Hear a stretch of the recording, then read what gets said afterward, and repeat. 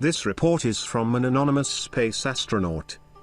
GOES-16 also promises better weather forecasts, severe storm warnings, solar flare alerts, and a host of other benefits. In recent weeks, 2 new weather satellites, GOES-16, lofted into orbit by the United States, and the Japanese Himawari 9, have begun sending back spectacular images of the home planet.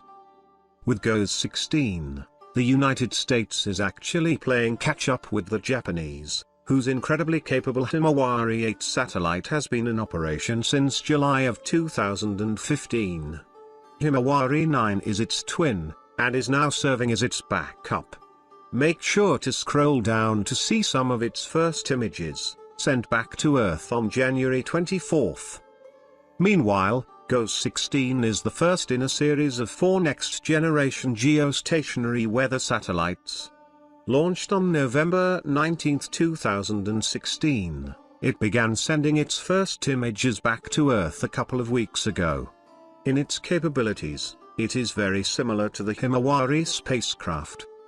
Meteorologists are drooling, says atmospheric scientist and meteorologist Angela Fritz, writing in the Washington Post about the GOES-16's first images, including the composite above showing the Western Hemisphere on January 15, 2017. You can check out a very high-resolution version of the image, almost 30 megabytes, by clicking on it. Then make sure to click again to zoom in really close. The detail is simply amazing. GOES-16 is already proving to be a valuable tool for forecasters by providing continuous imagery and measurements of Earth's western hemisphere. Among other advances, it monitors the atmosphere 5 times faster and with 4 times the resolution than what has been possible with earlier GOES satellites. And it does all that while multitasking. GOES-16 scans the entire Western Hemisphere every 15 minutes, producing a full disk image. At the same time, it scans the continental United States, or CONUS, every 5 minutes, according to NOAA. Compare that with the previous generation of satellites, GOES East and GOES West. Still in operation, they take twice as long to produce a full disk image. And the satellites must wait until that operation finishes before completing a CONUS scan. For more details on the operations of GOES East and West, see this detailed post from the Cooperative Institute for Meteorological Satellite Studies. The multitasking doesn't stop there. When threats arise from wildfires, volcanic eruptions, hurricanes, or severe thunderstorms and tornadoes, GOES-16 can also zero in and scan the affected region as rapidly as every 30 seconds, twice as fast as GOES East and West are capable of when put in super rapid scan operations mode. The animation above is an example of that rapid scanning capability. In almost real time, and with stunning 0.5 km resolution detail, it shows the development of severe thunderstorms boiling up over southern Louisiana and Mississippi. These storms unleashed at least 9 vicious tornadoes, including one that ripped through the eastern part of New Orleans, causing at least 33 injuries.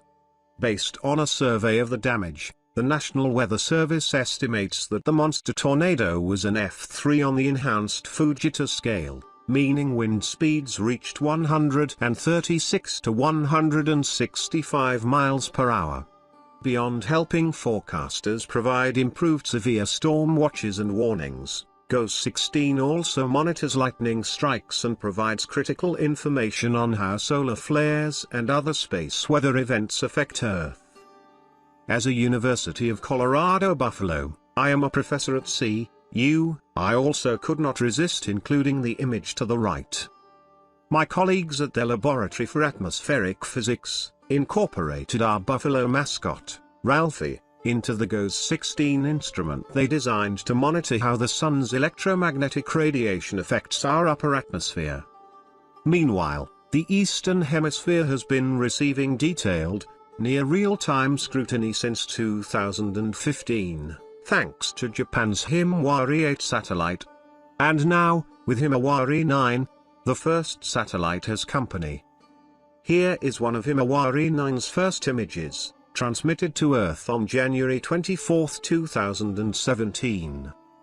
As with the GOES 16 image at the top of this post, make sure to click on this one, and then click in again to zoom in and see some absolutely stunning detail. When I did that over the Himalaya, here's what I came up with. I purposely clicked on this part of the full disk image because I spotted what looked like a pall of air pollution pushing up against the base of the Himalayan mountain range.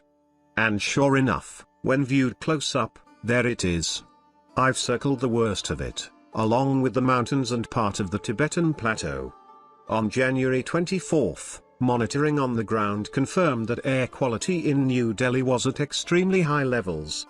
I was also drawn to another grey pall on the full disk image, hovering over a large part of China, including Beijing. Air quality in Beijing on January 24th was excessive. Just 3 days later, conditions had deteriorated even more, so much so that the word apocalypse would not be too extreme a way of describing them.